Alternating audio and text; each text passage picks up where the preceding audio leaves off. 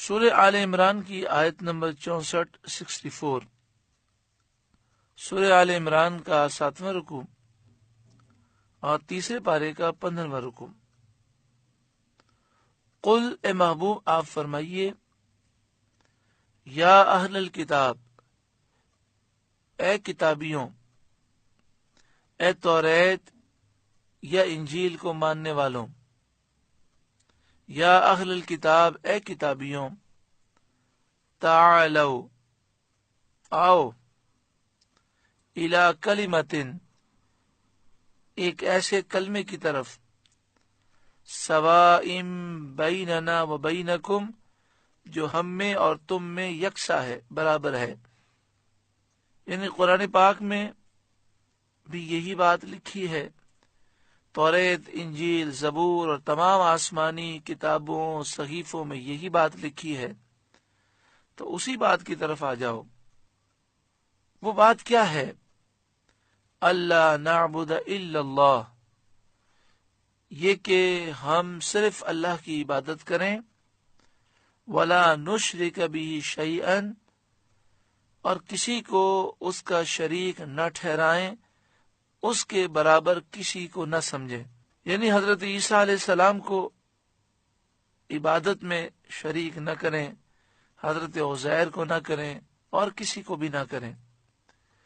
وَلَا يَتَّخِذَ بَعْضُنَا بَعْضًا أَرْبَابًا مِّن دُونِ اللَّهِ، اور ہم میں کوئی ایک دوسرے کو اللہ کے سوا رب نہ بنا لے، جیسا کہ یہودیوں اور عیسائیوں میں یہ معمول تھا اور اب بھی ہے کہ وہ اپنے احبار کو اور راہبوں کو سجدہ کرتے ہیں اور ان کی پوجا کرتے ہیں۔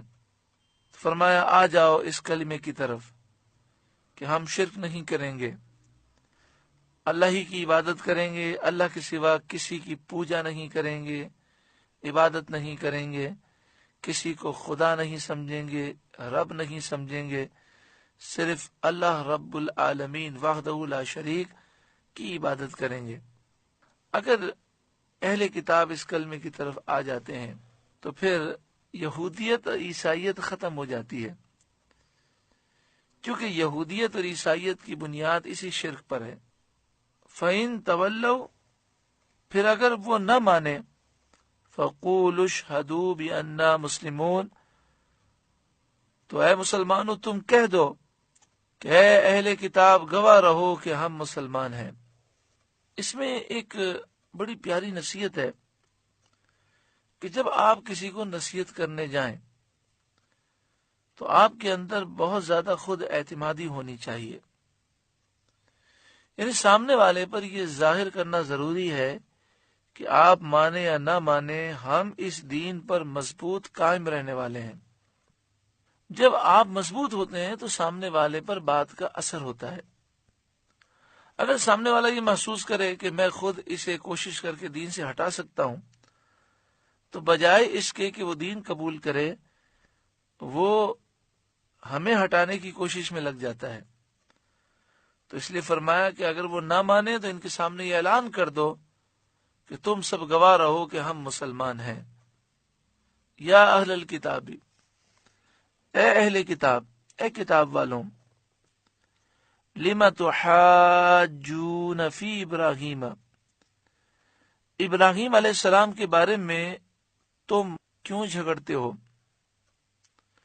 وما انزلت التوراۃ والانجیل الا من بعد،